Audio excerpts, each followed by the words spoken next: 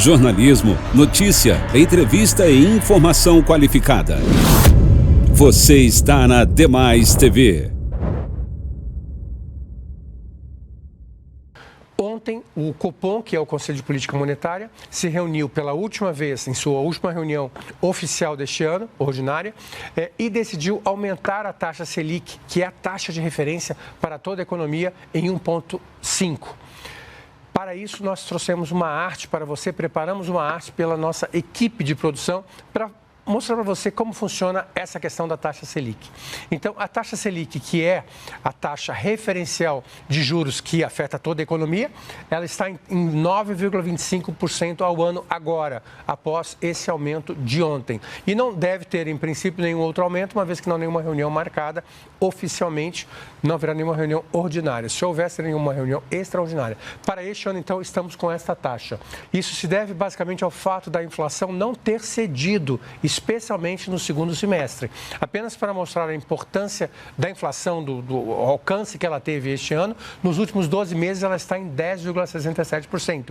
E, o que é pior, de acordo com a expectativa do mercado, segundo o Boletim Focus, tal como publicado na última segunda-feira, a taxa este ano de inflação medida pelo IPCA, que é o nosso índice oficial, deve ficar em torno de 10,18%. Temos que aguardar, naturalmente, os resultados dos índices de novembro e dezembro, mas provavelmente a inflação vai estar entre esses dois números, entre essas duas grandezas. Já para o ano que vem, temos uma expectativa de queda, com a inflação provavelmente estando em algo em torno de 5%. Essa é a informação que nós tínhamos para hoje. Continue conosco e tenha um ótimo dia. Pesquisadores do Instituto Oswaldo Cruz, no Rio de Janeiro, analisaram amostras de bactérias enviadas por laboratórios de saúde pública de todas as regiões do país. O estudo mostra que as bactérias resistentes a antibióticos triplicaram durante a pandemia. Superbactérias são capazes de resistir a diversos antibióticos. Segundo a Fiocruz, o aumento do uso desses medicamentos em pacientes internados por Covid-19 pode ter ocasionado a disseminação desses micro-organismos multiresistentes. Porque os pacientes acabam ficando internados muito tempo, né? Então isso é um prato cheio para as bactérias que estão no hospital causarem infecções. E usando muito antibiótico, porque como eles estão extremamente graves, extremamente, com procedimentos invasivos, precisam usar antibióticos, as bactérias causando infecção. Então, quanto mais antibiótico a gente vai usando, mais a gente vai fazendo uma pressão, a gente chama uma pressão seletiva, ou seja, as bactérias sensíveis acabam morrendo e as resistentes vão permanecendo e elas é que vão causando essas infecções. Este especialista alerta para os impactos do uso excessivo desses medicamentos na saúde pública. A questão é quando introduzir o antibiótico, tem que ser introduzido no momento adequado, de acordo com a avaliação e seguindo os protocolos, consensos e guidelines das respectivas sociedades que a gente tem. Por isso que é importante, o médico tem que estar sempre atualizado. Para controlar o uso do medicamento, a Fundação Fiocruz fez uma cartilha. Entre as recomendações estão capacitação da equipe médica, incentivo a pesquisas de novas drogas e conscientização dos pacientes. A gente tem que parar com essa cultura do uso do antibiótico.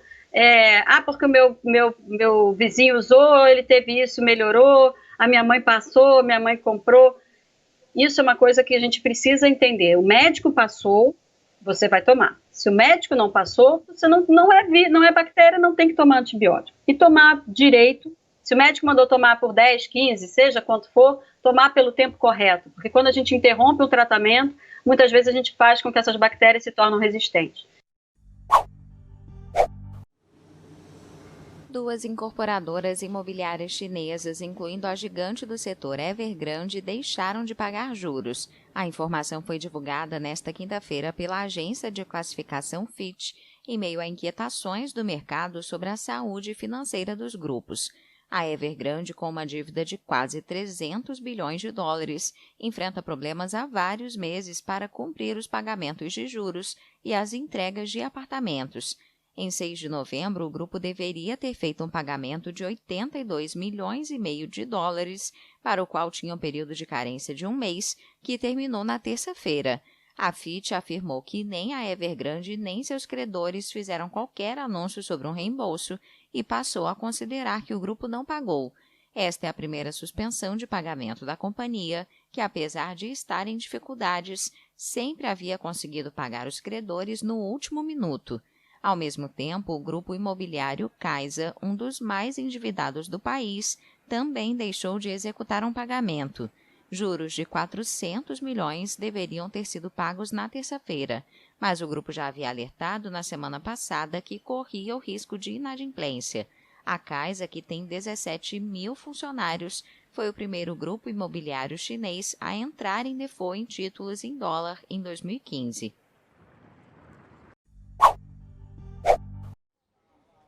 A China aprovou pela primeira vez um tratamento contra a Covid-19, 2 anos após a detecção da doença em seu território e em um contexto de agravamento da pandemia. Em um comunicado, a Agência Nacional de Medicamentos indica que concordou com uma aprovação de emergência para um tratamento chinês contra a Covid-19. Ao contrário da vacina, que é preventiva, o tratamento serve para evitar complicações graves em pessoas já infectadas. O fármaco, administrado com uma injeção, foi elaborado em conjunto pela Universidade Tsinghua de Pequim, o Hospital número 3 de Shenzhen e a empresa Brii Biosciences. Segundo os testes clínicos, o tratamento reduz em 80% as hospitalizações e o risco de morte em pacientes em estado frágil. Já os Estados Unidos autorizaram uma síntese de anticorpos desenvolvida pela AstraZeneca para prevenir a disseminação do coronavírus em pessoas que tiveram uma reação adversa a vacinas e imunossuprimidos. Esta é a primeira vez que a Agência de Alimentos e Medicamentos concede autorização de emergência para tratamento de uso preventivo, mas o órgão alerta que ele não é um substituto para a vacina. O tratamento, denominado Evusheld, combina 2 tipos de anticorpos sintetizados e é administrado com 2 injeções intramusculares consecutivas. O fármaco pode ser aplicado a indivíduos com 12 anos de idade ou mais, mas apenas às pessoas nas quais a vacina pode causar reação adversa ou não ser tão eficaz. Uma audiência no Congresso americano discutiu nesta quarta-feira os riscos para usuários mais jovens de redes sociais. O CEO do Instagram, Adam Mosseri, afirmou aos parlamentares que a plataforma pode ajudar os adolescentes em dificuldades. A mensagem foi uma tentativa de criar uma imagem positiva à criticada rede social perante legisladores que se mostraram pouco convencidos. Eu sou pai. Entendo que os pais têm preocupações sobre quanto tempo seus filhos ficam diante de uma tela. Acho que todos os pais se sentem assim.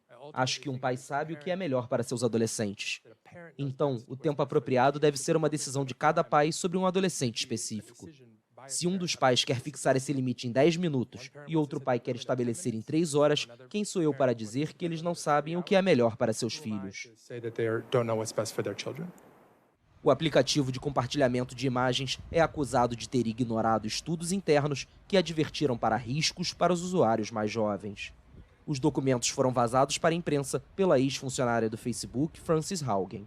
Um dos estudos vazados, publicado em 2019, revelava que o Instagram refletia uma imagem pessoal negativa para 1/3 dos jovens com menos de 20 anos.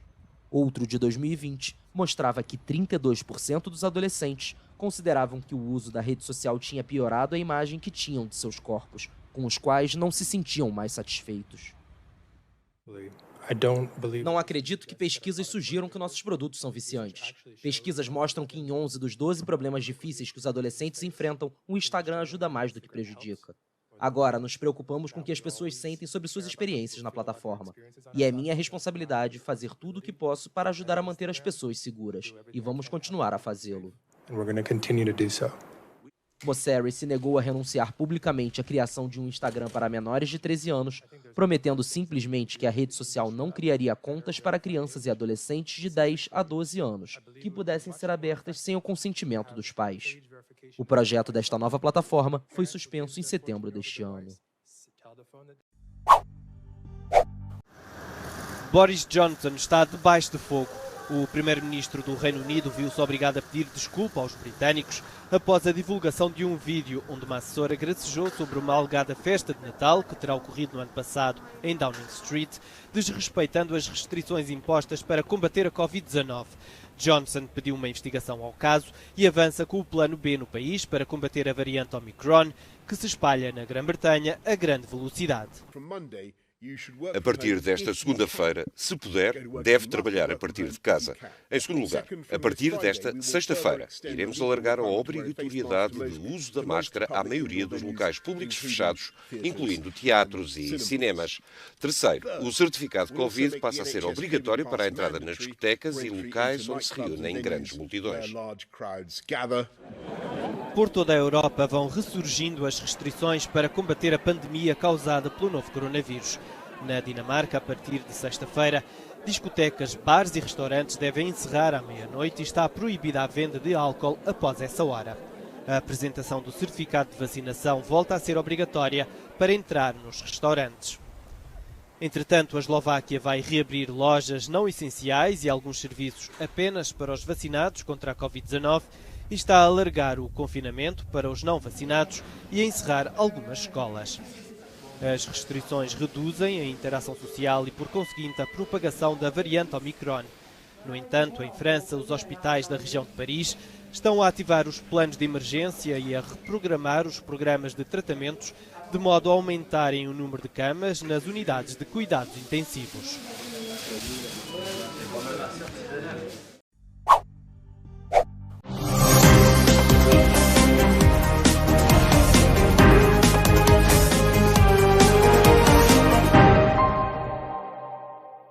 La variante Omicron del virus SARS-CoV-2 que causa la COVID-19 ya está en México. Llegó a través de un portador sudafricano.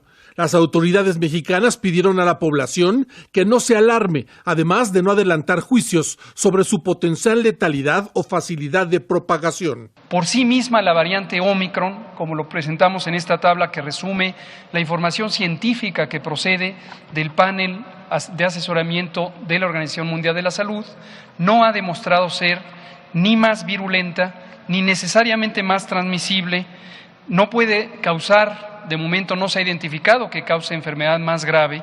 A pesar de que esta variante puso en problemas a los sistemas de salud de todo el mundo, no hay registros de muertes en casi 40 países con casos de Omicron. En el caso de México, el gobierno federal indicó que la aplicación de la vacuna y un refuerzo ha sido determinante para evitar la propagación de esta mutación del virus SARS-CoV-2. Ya se ha ido aclarando de que la vacuna sí protege de todas las variantes. Por eso no debe de haber preocupación, mucho menos sensacionalismo de los medios. El gobierno mexicano confía en que el programa de vacunación va por buen camino, ya que el promedio de vacunación diaria es de 430,000 personas y se espera aumentar a 500,000 diario en los próximos días. Además de que el 86% de la población adulta está vacunada con 2 dosis. Abrimos esta semana con una reducción nuevamente, lo que es alentador, porque tuvimos 2 semanas consecutivas en donde había un incremento, pero vemos que esto no se configuró en una tendencia generalizada hacia una posible cuarta ola. El subsecretario de Salud, Hugo López-Gatell, informó que el paciente positivo por Omicron no está grave y que hay 8 personas más en observación por haber tenido contacto con él. El presidente mexicano aseguró que no habrá medidas extremas como el bloqueo de fronteras, mientras que la Secretaría de Salud dijo que no es necesario suspender las fiestas navideñas y que no habrá cambio de color en el semáforo de alerta epidemiológica debido al Omicron. Arturo Calvillo, Hispan TV, Ciudad de México. Los brasileños deben estar indignados porque su país ha vuelto al mapa del hambre de la Organización de las Naciones Unidas. Esto lo sentenció el expresidente Luis Inácio Lula da Silva en su intervención en el Congreso de Fuerza Sindical en Sao Paulo. El exmandatario lamentó que a pesar de todas las potencialidades de su país, millones de personas no tengan nada que comer. Somos el tercer productor de alimentos del mundo y tenemos 19 millones de personas que padecen hambre y 116 millones con algún problema de seguridad alimentaria. Lula pidió que esta indignación se convierta en una fuerza de acción para cambiar el rumbo del país. El ex líder sindical pidió a los trabajadores a participar activamente en las elecciones del próximo año para sustituir a quien, según él, es responsable de la situación actual. Tenemos un presidente de la República que nunca ha convocado una reunión con dirigentes sindicales, nunca se ha reunido con mujeres, con afrodescendientes, con indígenas. Todo el tiempo está tratando de destruir. Tenemos un presidente que no habla de la educación gratuita, sino de armas y destrucción. Al mismo tiempo, vemos cómo la sociedad se está empobreciendo. Además, criticó que a pesar de las recomendaciones del regular sanitario brasileño, el gobierno de Bolsonaro no exigirá certificado de vacunación a los viajeros que ingresen en el país. Sostuvo que el mandatario de la ultraderecha debe actuar muy responsablemente para proteger a la sociedad. Ayer Bolsonaro habló de otra barbarie, habló en contra de Anvisa y dijo que no tiene por qué exigir certificado de vacunación a la gente que viaja a nuestro país. Acabo de hacer un viaje a Alemania, España, Francia y Bélgica. En todos sus países tuve que hacerme una prueba de nariz y garganta, tuve que presentar un certificado de vacunación. El integrante del Partido de los Trabajadores dijo que si se postula para las presidenciales y gana los comicios, no podrá hacer menos de lo que hizo en sus primeras administraciones para cambiar la situación. Pahit Jodadari, Hispanta de Noticias.